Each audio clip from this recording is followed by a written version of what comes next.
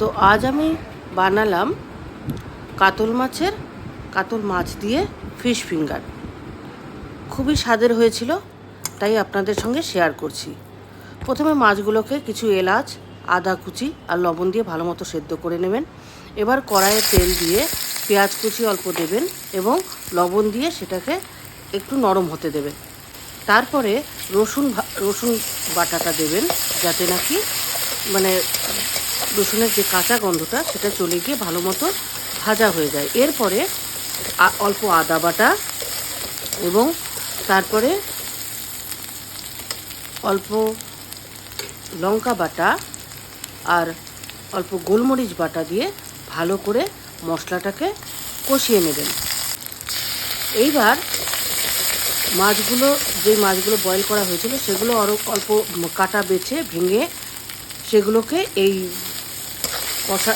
আবার কষানোর জন্য এই মশলার উপর দিয়ে দেবেন। এই ভালো মতো কষানো হয়ে গেলে শেষে লঙ্কার গুঁড়ো আর গরম মশলা গুঁড়ো দিয়ে ভালো করে নাড়িয়ে চাড়িয়ে সেটাকে ঠান্ডা করতে রেখে দেবেন। এই পাশে ঠান্ডা হতে হতে আপনারা একটি পাত্রের মধ্যে ব্রেড ক্রাম্ব নিয়ে নেবেন। সেই ব্রেড ক্রাম্বটা আপনি ঘরেও বানাতে পারেন। গ্রাইন্ডিং মেশিনে দুটো ব্রেড গ্রাইন্ডিং করে বানিয়ে নিতে পারেন। এবার মাছটা ঠান্ডা হয়ে গেলে আরেকটা হলো এটা করবেন। আর হলো একটা পাত্রে 3টে ডিম নিয়ে তাতে কিছু লঙ্কা বাটা নিয়েছিলাম, সেই লঙ্কা বাটাটা পুরো না, আধা বাটা, আর গোলমরিচ বাটা, লাল লঙ্কার গুঁড়ো, হলুদ আর অল্প সামান্য লবণ।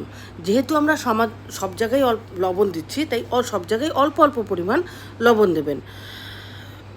এবার ভালো মতো ফেটিয়ে সেই মাছগুলো ঠান্ডা হয়ে গেলে এরকম মুঠো মুঠো করে লম্বা লম্বা শেপ একটা দেবেন।